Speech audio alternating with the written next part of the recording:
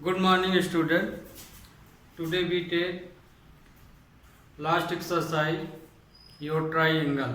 Chapter triangle का ये last exercise है और लास्ट लेक्चर है ना। आज से ये चैप्टर आपका खत्म हो जाएगा। तो इसमें जैसे 4 नंबर और इस चैप्टर में आपको हम इम्पॉर्टेंट क्वेश्चन ही इस एक्सरसाइज में बता रहे हैं। तो क्वेश्चन 4 है इसका।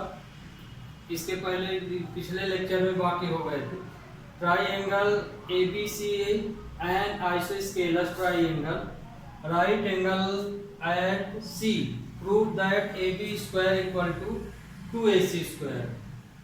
हमको ये प्रूव करना है AB square equal to 2AC square हमें प्रूव करना है। और दिया क्या है, एक आइसोस्केलस राइट ट्राइंगल है जहाँ पे C पॉइंट है, वहां से राइट एंगल बनता है। तो मतलब एक ABC हम आइसोस्केलस ट्राइंगल बना लिया। आइसोस्केलस मतलब दो साइड उसकी इक्वल होना चाहिए। तो मतलब कि हमने यहाँ जो फिगर बनाया तो AB बराबर BC। फिर बोला है कि राइट एंगल किस प्लेस पे बन रहा है, C पे। तो C में हम राइट एंगल ले लिए। तो अब इसकी मदद से हमको ये प्रूव करना है। तो क्योंकि क्वेश्चन में तो ये दिया है triangle ABC is a isosceles triangle. तो अब यहाँ हमें प्रूव करना है टू प्रूव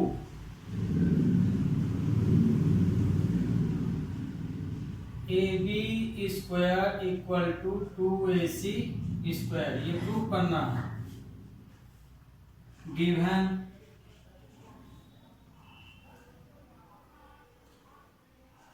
AB बराबर ये इक्वल है हमारा, तो BC बराबर AC ये गिवन में माना जाएगा। और एंगल C इक्वल टू 90 ये हमारा दिया गया है। क्यों? क्योंकि आइसोस्केलस है तो दो साइड हम बराबर ले लिए। अब प्रूफ में चूंकि ये राइट ट्राइंगल है तो हम पाइथागोरस अप्लाई कर सकते हैं बाय पाइथागोरस थ्योरम। तो इसमें जब हम पाइथागोरस थ्योरम लगाएंगे तो क्या आएगा, AB का स्क्वायर इक्वल टू BC का स्क्वायर प्लस AC का स्क्वायर है ना। 90 के सामने वाला हाइपोटेनस माना जाता है। तो ये होगा। तो अब देखिए गिवन में क्या दिया है, BC बराबर AC। तो हम BC की जगह क्या लिख सकते हैं, AC। BC AB square equal to AC square plus AC square, क्योंकि BC बराबर AC ये गिवन है हमारा, है ना, यहाँ लिखा भी है। तो AB square equal to 2AC square proved हो गया। यही हमको प्रूफ करना था। अब अगले क्वेश्चन में आ जाइए। दोनों क्वेश्चन लगभग सेम है पर पूछा उल्टा है। इसमें AB square equal to 2AC square question में दे दिया और पिछले क्वेश्चन में हम प्रूफ किए। तो फिगर वही रहेगा आपका जो पिछले क्वेश्चन में बना है। ये भी आइसोस्केलस की इसमें बात हो रही। तो BCA ये। अब इसमें हमारा तो triangle ABC is an isosceles triangle. Isosceles triangle ये। अब यदि ABC एक आइसोस्केलस ट्राइंगल है जहां पे AC बराबर BC, जहां AC बराबर BC, if AB square equal to 2AC square, तो proof that triangle ABC is a right triangle. हमको इसमें इस बार इसे 90 प्रूफ करना है। इस बार इसको 90, उस बार इसमें 90 दिया था इस क्वेश्चन में। इस क्वेश्चन में हमें एंगल 90 प्रूफ करना है और बाकी ये सब दिए गए हैं। तो इसका भी सॉल्यूशन सेम होगा लगभग। Hence triangle ABC is an isosceles triangle. Isosceles triangle इसमें हमें दिया गया है। तो अब यहाँ पे गिवन हो जाएगा तुम्हारा, गिवन है AC बराबर BC ये दिया है, and AB square equal to 2AC square. हमें प्रूफ क्या करना है? To prove angle BCA equal to 90। हमको ये प्रूव करना है, चाहे BC परपेंडिकुलर AC प्रूव करो और चाहे ये हमें प्रूव करना है। तो प्रूव कैसे करोगे? ये दिया है, hence AB square equal to AC square, 2AC square. तो 2AC स्क्वायर है तो इसको हम दो बार लिख सकते हैं। तो इसको हम लिख सकते हैं AB का square equal to AC square plus AC square है ना, 2AC, तो ये लिख सकते हैं। अब क्वेश्चन में क्या दिया है? AC बराबर BC। तो एक AC की वैल्यू हम बदल दें, AC की जगह, दोनों की जगह नहीं, किसी एक के स्थान पे। तो हम इसको लिख सकते हैं AB का स्क्वायर इक्वल टू BC का स्क्वायर प्लस AC का स्क्वायर। इन दोनों में ये वाली वैल्यू किसी एक पर रखना, दोनों में मत रखना, नहीं वो 2BC आ जाएगी। तो क्योंकि यहाँ पे BC बराबर AC क्वेश्चन में दिया है गिवन, तो हम यहाँ पे AC की जगह पे क्या रख दिए हैं? AC की जगह पे BC, पर दोनों जगह ध्यान रखिएगा, नहीं रखना, किसी एक जगह पे। ये अब ये क्या बन गया? पाइथागोरस थ्योरम बन गई। तो ये पाइथागोरस थ्योरम बन गई। क्या बनी यहाँ पे? AB square equal to BC square plus AC square, thus angle C equal to 90। इसलिए एंगल क्या हो जाएगा? 90, क्योंकि इसी वर्टेक्स पॉइंट से दो एंगल, इसी वर्टेक्स पॉइंट से 90 एंगल बनेगा C, है ना।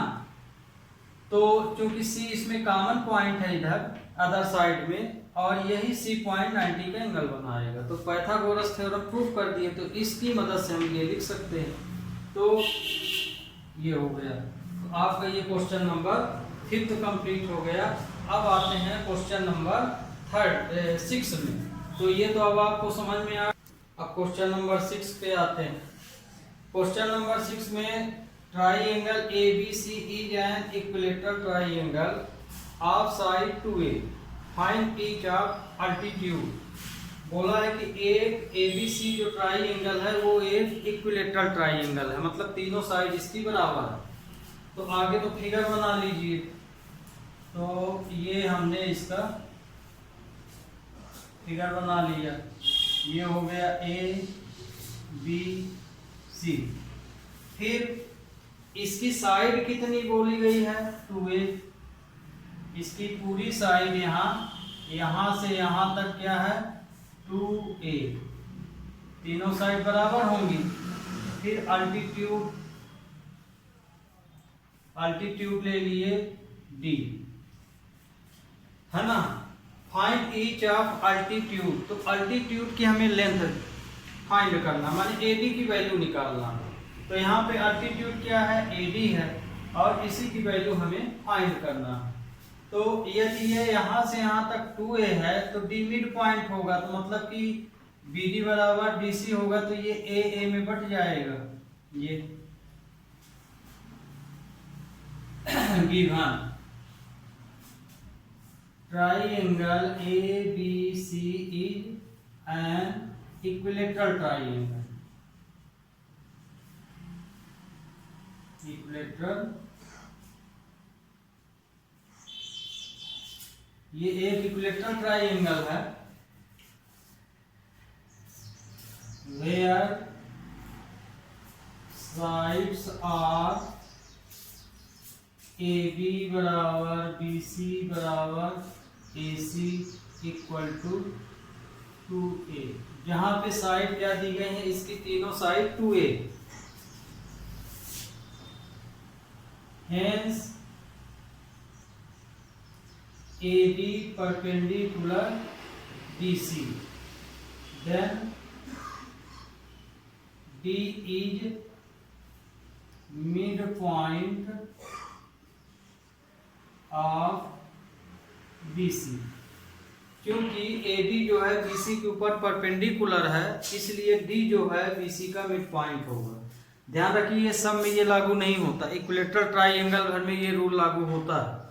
यदि कोई भी अल्टीट्यूड आप ड्रा कर दीजिए किसी भी वर्टेक्स पॉइंट से, माने किनारे से, अपने अपोजिट साइड के साइड लेंथ में, मतलब ए पे है तो यहाँ खींचे तो BC आ गया, तो हमेशा यदि अल्टीट्यूड परपेंडिकुलर है तो जो ये लाइन डिवाइड होगी, माने लाइन को हमेशा इक्विलेटरल ट्राइंगल में अल्टीट्यूड जो है अपनी अपोजिट साइड को बाइसेक्ट कर देता है। जब बाइसेक्ट करता मतलब डी मिड पॉइंट माना जाएगा। तो ये रूल सब में मतलब फॉलो नहीं करता है, इक्विलेटरल ट्राइंगल में ये फॉलो होगा। तो हम लिख सकते हैं क्योंकि AD BC पर परपेंडिकुलर है, इसलिए D जो है BC का मिड पॉइंट होगा। तो मिड पॉइंट है मतलब ये दो भाग में बराबर बट गए, इसलिए BD इक्वल टू DC हो जाएगा। अब ये जब मिड पॉइंट हो गया तो मतलब इसकी लेंथ यदि 2a है तो ये AA में हो जाएगा, 1/2 BC लिख सकते हो इसको। तो BD इक्वल टू क्या हो जाएगा, 1/2 BC की वैल्यू 2a है, 2a, तो ये a आया, तो BD की वैल्यू क्या आ गई, a, है ना। इस तरह से हम फाइंड कर लिए, फिगर में तो बता ही दिए थे, फाइंड करना है तो इस तरह से कर सकते हो। अब हम इन ट्राइंगल, अब इन दोनों में कोई एक ट्राइंगल आप ले लीजिए, तो इन ट्राइंगल ABD बाय, अब क्योंकि ये एल्टीट्यूड 90 है तो हम इसमें पाइथागोरस थ्योरम अप्लाई कर सकते हैं।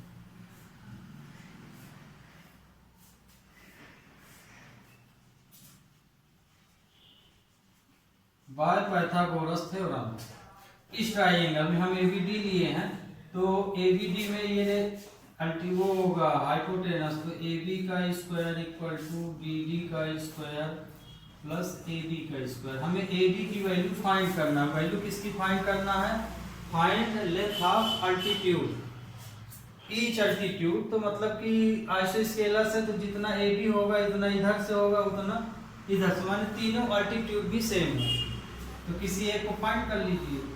तो AB की वैल्यू है यहाँ 2a, BD की वैल्यू a, तो a का स्क्वायर, AD हमें फाइंड करना है, तो ये हो जाएगा 4a square minus a square AD square, ये वैल्यू इधर ले आ लिए, तो 3a square equal to AD का स्क्वायर, तो ये स्क्वायर हटेगा तो इधर रूट साइन लग जाएगा 3a स्क्वायर, तो इसमें से इसका रूट तो निकल जाएगा, तो रूट 3a, तो AD बराबर ये आया। तो माने इसका प्रत्येक अल्टीट्यूड रूट 3a होगा। आंसर हो जाएगा, आंसर ईच लेंथ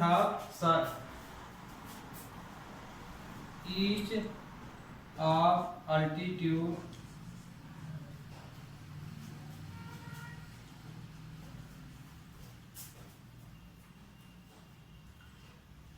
रूट 3। तो ये आपका क्वेश्चन नंबर 6 हो गया। Okay,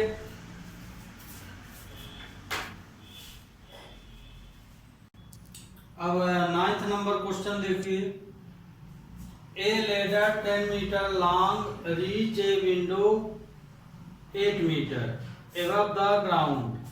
Find the distance of the foot of the ladder from the base of the wall.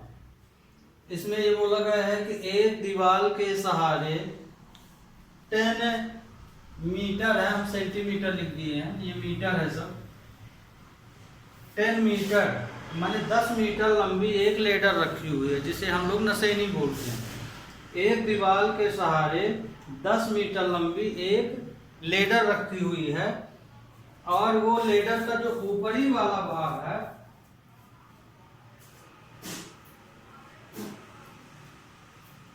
Ladder का जो ऊपरी वाला हिस्सा है या ऊपरी भाग है वो विंडो तक पहुंचता है।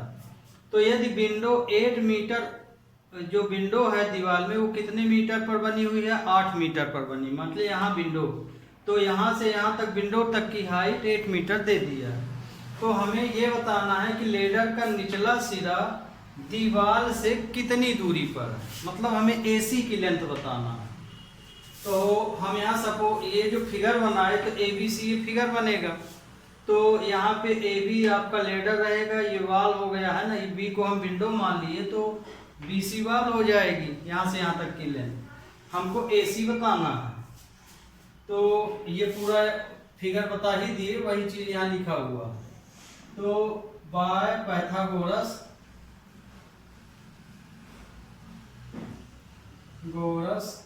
थ्योरम, अब इसे पाइथागोरस थ्योरम अप्लाई करेंगे तो हाइपोटेनस से भी बनेगा, ये हो जाएगा AB का स्क्वायर इक्वल टू AC का स्क्वायर प्लस BC का स्क्वायर। तो यहाँ पे AB की वैल्यू कितनी दी गई है, 10 मीटर, AC की वैल्यू फाइंड करना है और BC 8 का स्क्वायर, तो ये 100 AC स्क्वायर प्लस 64, तो AC स्क्वायर इक्वल टू क्या हो जाएगा 100 माइनस 64, तो AC स्क्वायर इक्वल टू 36, तो AC इक्वल टू क्या आ जाएगा 6 मीटर। हमें AC फाइंड करना था, तो AC क्या है, AC हमारा यहाँ पे foot of the ladder from the base of the wall, तो आंसर हो गया फुट ऑफ द लेडर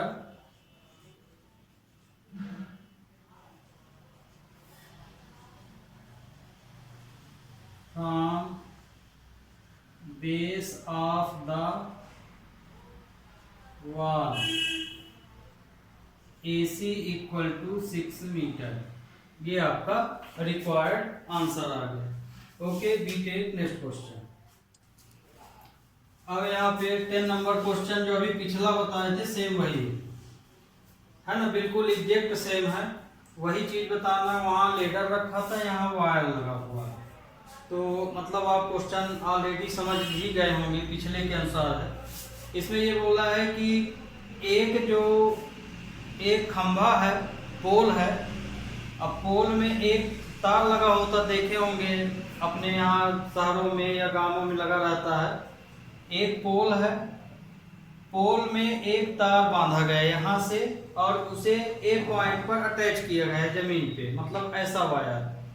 तो यदि पोल की हाइट 18 मीटर है और वायर की लेंथ 24 मीटर है, तो बताओ कि वायर को जहां अटैच किया गया है, टाइट किया गया है एक पॉइंट पर, तो यहां से यहां तक का डिस्टेंस क्या होगा।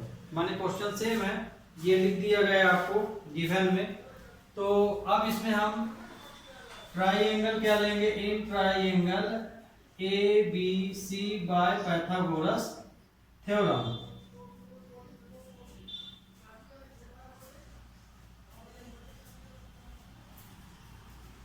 पाइथागोरस थ्योरम से AB का स्क्वायर इक्वल टू AC का स्क्वायर प्लस BC का स्क्वायर, ये ले लिए। अब वैल्यू यहाँ रखी हुई है, आप देख लीजिए, यहाँ लिखा भी है। तो AB की वैल्यू है 24 का स्क्वायर, AC फाइंड करना है, BC की वैल्यू कितनी है 18 का स्क्वायर है। तो 24 का स्क्वायर क्या होगा 576 AC का स्क्वायर, और 18 का क्या होगा 324। तो अब ये सॉरी यहाँ प्लस है, अब ये वैल्यू इधर आएगी तो 576 माइनस 324 AC का स्क्वायर आ जाएगा। इसमें से अब इसको हमें क्या कर लेना है, माइनस। तो 252 AC स्क्वायर, तो AC कितना हो जाएगा 252।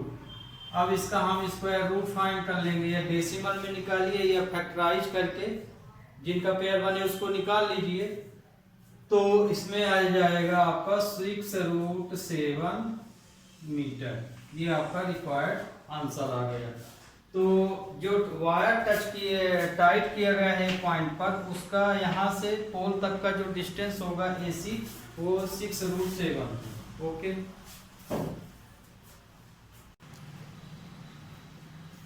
अब देखिए क्वेश्चन नंबर 11 नंबर में, an aeroplane leaves an airport and flies due north at speed of 1000 kilometre per hour. एक एयरपोर्ट से एरोप्लेन उड़ान भरती है नॉर्थ की ओर, माने उत्तर की ओर, किस स्पीड से, 1000 किलोमीटर पर आवर की स्पीड से। उसी समय पर एक और प्लेन उड़ान भरती है किस दिशा में, at same time another aeroplane leaves the same airport and flies due west at a speed of 1200 kilometre per hour. तो इसमें हमें बताना है कि दोनों प्लेन के बीच का डिस्टेंस क्या है उड़ान भरने के बाद, है ना। ये थोड़ा सा यहाँ छूट गया तो लास्ट में हम लिख देंगे। तो मतलब ये कि दो एरोप्लेन हैं और एक ही एयरपोर्ट से उड़ान भर रही हैं। तो यदि एक एरोप्लेन नॉर्थ की ओर उड़ रही है 1000 किलोमीटर पर आवर के हिसाब से, और दूसरी एरोप्लेन किस दिशा में उड़ रही है, वेस्ट, पश्चिम की ओर उड़ रही है 1200 किलोमीटर पर आवर के स्पीड से, तो बताओ कि इस स्पीड से उड़ान भरने के बाद उन दोनों प्लेनों के बीच का डिस्टेंस क्या होगा। मतलब कि यहाँ पे जो फिगर आप बनाएंगे तो आप नॉर्थ ईस्ट वेस्ट साउथ का डायरेक्शन तो जानते हैं, है ना। ये आपका डायरेक्शन क्या बनेगा, इस तरह से आप डायरेक्शन बनाते हैं। तो हमारा यहाँ पे नॉर्थ होता है ना, यहाँ नॉर्थ है तो यहाँ ये साउथ हो जाएगा, और इधर ईस्ट है तो ये वेस्ट हो जाएगा। तो यहाँ पे दोनों प्लेन ओ पॉइंट पर हैं। किस पॉइंट पे हैं, ओ इनिशियल पॉइंट पे। तो मान लीजिए कि हमारी दोनों एरोप्लेन इस पॉइंट पे हैं, ओ पॉइंट पे हैं, ओरिजिन जिसे हम बोलेंगे। तो यहाँ से एक प्लेन नॉर्थ की ओर जा रही, मतलब कि इस ओर। तो मान लीजिए प्लेन ए है और यहाँ से यहाँ तक की उसकी जो स्पीड है वो 1000 किलोमीटर पर आवर के हिसाब से वो ऐसे उड़ान भर रही, ठीक। प्लेन ए, मान लीजिए ये प्लेन ए। तो प्लेन ए जो है, ये प्लेन ए मान लो, एक प्लेन और उड़ती है तो इस दिशा में उड़ती है, तो वो 1200 किलोमीटर पर हिसाब से उड़ती है। ये हो गया प्लेन बी। तो ये आपका बी पॉइंट हो गया, ये ए। तो अब क्वेश्चन बोला है कि यहाँ से उड़ान भरने के बाद, माने इस स्पीड से उड़ान भरी, डिस्टेंस तो दिया नहीं, वो तो स्पीड पकड़ी है, डिस्टेंस आगे हम यहाँ बनाएंगे। तो यहाँ से यहाँ तक का डिस्टेंस हमको बताना है ना। ये तो यहाँ हम मान लिए कि इसके अनुसार अब देखिए, यहाँ मान लिए let first aeroplane start from O, यहाँ से उड़ान भरती है ना, ए टूवर्ड नॉर्थ। तो ए टूवर्ड नॉर्थ माने यहाँ प्लेन का नाम है, नॉर्थ की ओर प्लेन ए जो है उड़ान भरती है किस स्पीड से, 1000 किलोमीटर पर हिसाब से। तो ओ ए की वैल्यू क्या होगी, तो हमें ओ ए निकालना चाहिए, इनिशियल पॉइंट है और ये हमें 1000 दिया गया।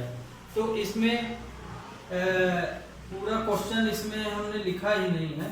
इसमें देखिए 3/2 दिया गया है क्वेश्चन में, तो उसे जो है 3/2 आवर के हिसाब से, माने 1.5 घंटा चलने के बाद टाइम कितना ले रहा है, टाइम 1/2 आवर, मतलब कि 3/2 2 आवर, माने 1.5 घंटा चलने के बाद दोनों प्लेन एक दूसरे से कितनी दूरी पे हैं ये बताना है। तो टाइम दिया गया है हमको, क्वेश्चन में जरूर नहीं लिखे हैं, अभी हम लास्ट में लिख देंगे। तो फिर से एक बार क्वेश्चन समझ लीजिए। 2 प्लेन हैं किसी एक एयरपोर्ट से उड़ रही हैं। एक प्लेन ए जो है नॉर्थ की ओर उड़ान भरती है 1000 किलोमीटर पर आवर के हिसाब से, और प्लेन बी जो है ओ पॉइंट से उड़ान भरती है, माने उसी पोजीशन से वेस्ट की ओर 1200 पर किलोमीटर पर आवर के हिसाब से।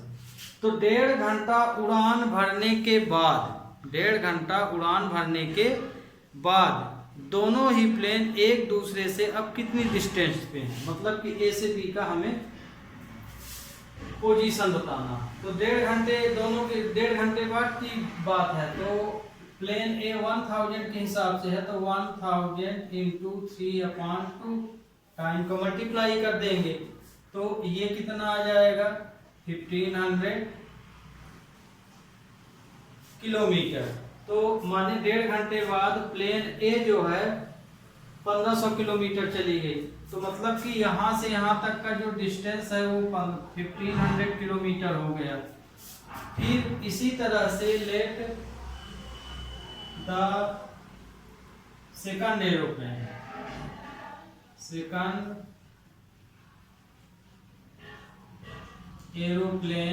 Start from O goes up to B,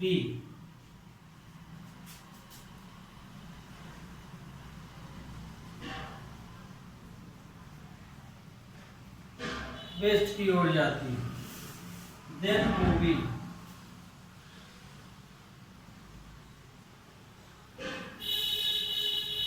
तो इसका ये 1200 के हिसाब से चल रही है ना, तो 1200 में 3/2 का मल्टीप्लाई करेंगे तो ये कितना आएगा 1800 आ जाएगा, है ना। इनको कट कर लीजिएगा, ये जैसे ये कट जाएगा तो 500 आ जाएगा, और ये कट जाएगा तो 600। तो यहाँ से यहाँ तक वो 1.5 घंटा 1.5 घंटा समय लेने पर वो कितने किलोमीटर वो पहुंच जाएगी। अब देखिए इसमें हमें पाइथागोरस थ्योरम लगा देना ट्राइंगल BOA या AOB में। तो in triangle AOB by Pythagoras theorem, Pythagoras theorem हम इसमें लगाएंगे। तो ये तो आपका हाइपोटेनस हो जाएगा, तो AB का स्क्वायर इक्वल टू OB का स्क्वायर प्लस OA का स्क्वायर, ये हो जाएगा। तो AB की वैल्यू हमें निकालना है, OB दिया है 1800 का स्क्वायर और ये 1500 का स्क्वायर आ जाएगा। तो 1800 में 1800 का गुणा हम करेंगे तो कितना आएगा 32, ये 32,40,000 और 1500 का स्क्वायर करेंगे तो 25, 2,50,000। तो अब इन दोनों को हम ऐड कर दें, AB का स्क्वायर, अब इन दोनों को हम ऐड करेंगे तो 54,9,000 इतना आना चाहिए, 54,9,000।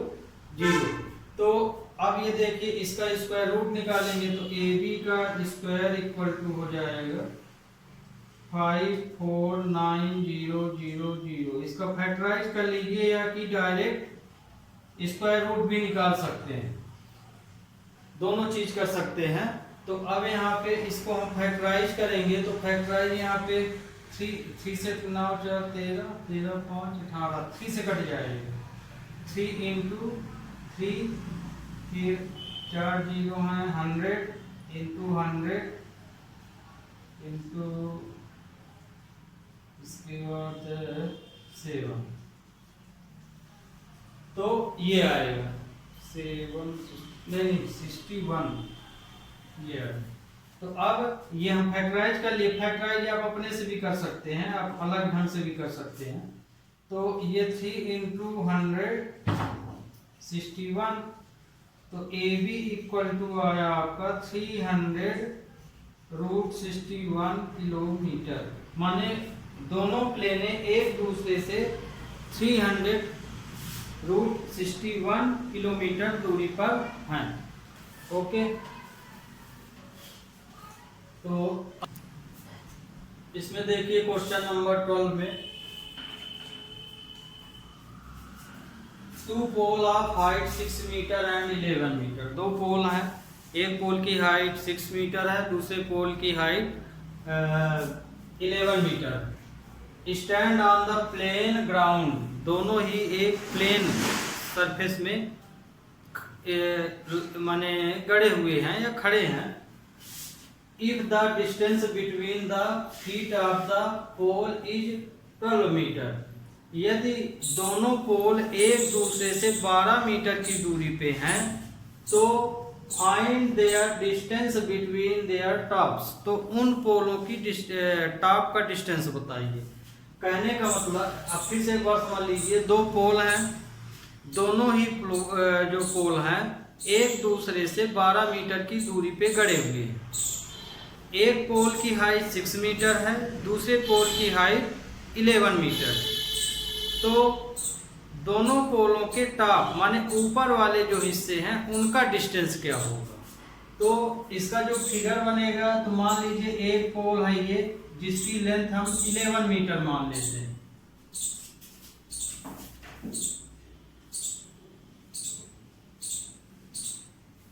और एक पोल और ले लिए जिसकी हाइट है 6 मीटर। ये अब इन दोनों पोलों की जो डिस्टेंस है यहां से यहां तक, वो क्या दिया गया है, 12 मीटर दिया गया है। इस पोल की हाइट 6 मीटर है और इस पोल की हाइट 11 मीटर। तो मान लो ये ए है,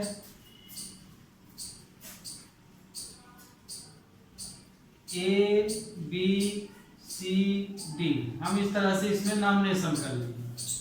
ए बी पोल की लेंथ 6 मीटर है और सी डी पोल की लेंथ 11 मीटर है।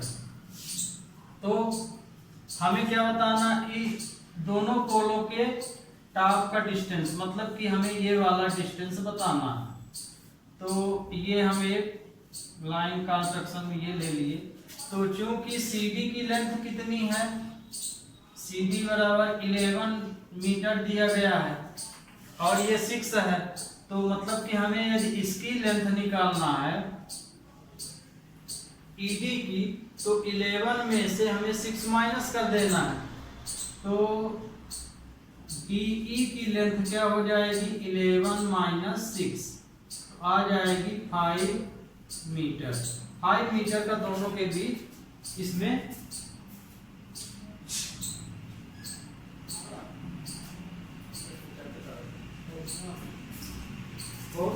वो ना करना कि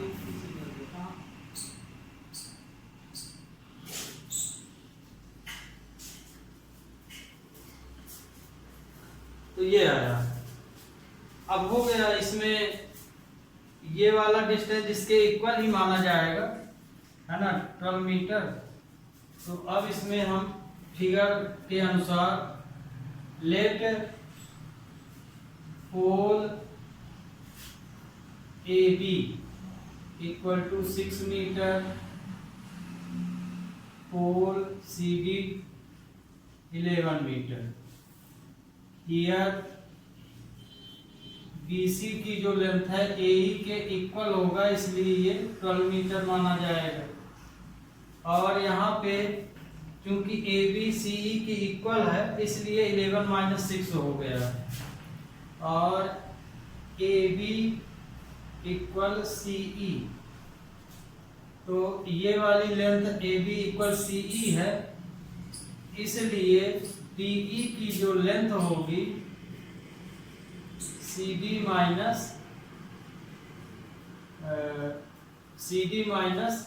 EC हो जाएगा। तो DE इक्वल टू हो जाएगा 11 माइनस 6 तो आ जाएगा 5 मीटर। अब Pythagoras theorem in triangle AED by Pythagoras theorem. Pythagoras theorem AED triangle पे लगाएंगे क्योंकि हमको इसके टॉप का भाग बताना है, तो ऊपर एक राइट ट्राइंगल फिर बना है। तो AD का स्क्वायर इक्वल टू AE का स्क्वायर प्लस DE का स्क्वायर। तो AD की वैल्यू कितनी है, AD की निकालना है। AE की वैल्यू यहाँ पे है 12 का स्क्वायर, DE की वैल्यू है 5 का स्क्वायर। तो AD का स्क्वायर इक्वल टू 14425 आ जाएगा। तो AD का स्क्वायर इक्वल टू 169, तो AD इक्वल टू 13 मीटर। तो A से D तक का जो डिस्टेंस होगा वो 13 मीटर का होगा। ओके, अब we take last question in your chapter.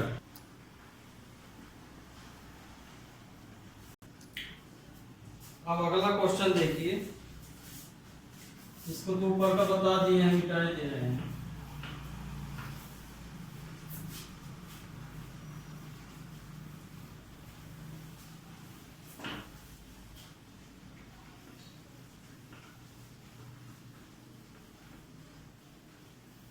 अगले क्वेश्चन में दिया है कि in an equilateral triangle prove that 3 times the square of one side is equal to 4 times the square of one of its altitude। तो यहाँ पे देखिए, ये तो हम लिख दिए। यहाँ पे प्रूफ हमको क्या करना है, एक ट्राइंगल बनाए, है ना। ये जो हम लिखे हैं, अब हम क्योंकि यहाँ पे साइड क्या बोला है, 3 times of square of one side, तो हम एक साइड AB ले लिए, अल्टीट्यूड AD। तो साइड जो AB है वो अल्टीट्यूड के तिगुने से 4 गुने के बराबर होगा, तिगुने से 4 गुने के बराबर होगा, है ना। अल्टीट्यूड ये 3 है तो AB 4 होगा, या तिगुने से 4 गुने के बराबर होगा। तो यहाँ पे हम एक ABC अब ट्राइंगल लेंगे, ABC, ये एक अल्टीट्यूड ड्रा कर लिए, ये D पॉइंट पे कट किया ये। तो आप चूंकि ट्राइंगल इक्विलेटरल ट्राइंगल है तो आपको पता है कि अल्टीट्यूड जो है इसको बाइसेक्ट करेगा, है ना। तो तो जब ये इसको बाइसेक्ट करेगा तो इक्विलेटरल ट्राइंगल AD इसके ऊपर परपेंडिकुलर है, इसलिए D is mid point of BC, BC का मिड पॉइंट होगा। तो हम मिड पॉइंट हो तो हम लिख सकते हैं BD equal to DC half BC। अब चूंकि इक्विलेटरल ट्राइंगल है तो यहाँ आपको पता है कि यहाँ AB, BC और CA तीनों लेंथ आपस में क्या हो जाएंगी, इक्वल होंगी यहाँ पे। तो जरूरत के अनुसार हम BC की जगह AB, AB की जगह AC भी लिख सकते हैं क्योंकि तीनों साइड बराबर है। तो अब हमको ये कंडीशन प्रूफ करना है, तो अब इसमें से हम ये ट्राइंगल हम ले लेते हैं, ये दोनों बराबर हो जाएंगे क्योंकि D मिड पॉइंट है। तो अब हम ट्राइंगल लिए, इन ट्राइंगल ABD, चाहे ABD लीजिए चाहे उधर से ABC लीजिए, तो ABC लेंगे तो ये कंडीशन आपको बदलनी पड़ेगी। तो जहां AB लिखे हैं उधर आप AC लिख सकते हैं। तो ABD में हम लिए, तो ABD 90 का बन रहा है, तो बाय पाइथागोरस थ्योरम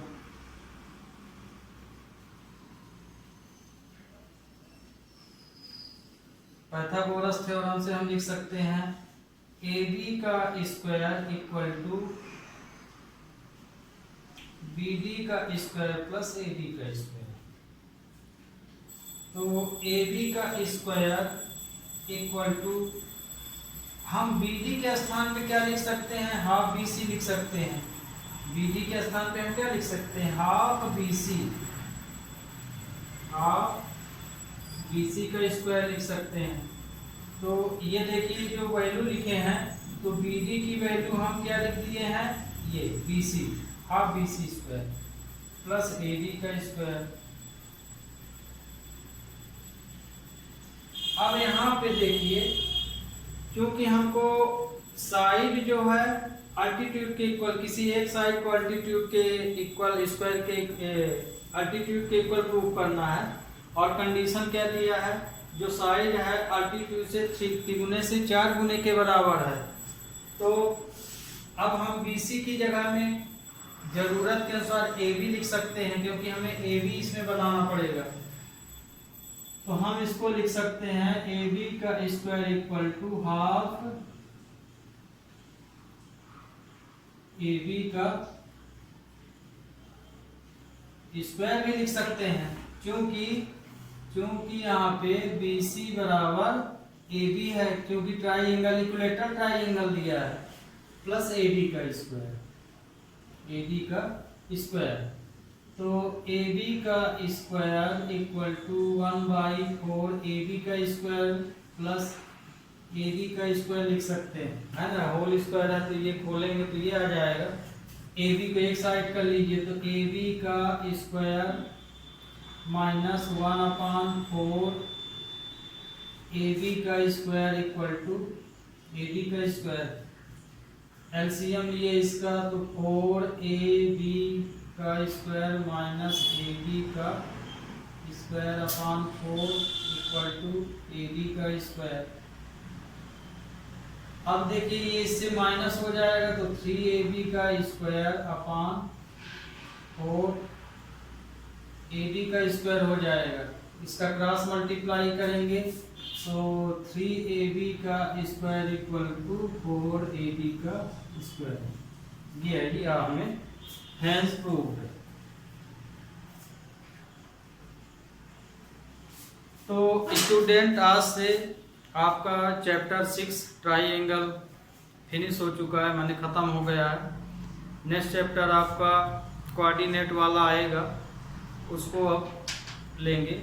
तो इस चैप्टर में जो लास्ट एक्सरसाइज पढ़ाए हैं आपको, और इसके पहले भी पढ़ाए थे, तो ध्यान रखिए, खासकर इस एक्सरसाइज में आपको इम्पॉर्टेंट क्वेश्चन भी बताए गए हैं, इनको जरूर कर लीजिएगा। Okay, thank you, have a nice day.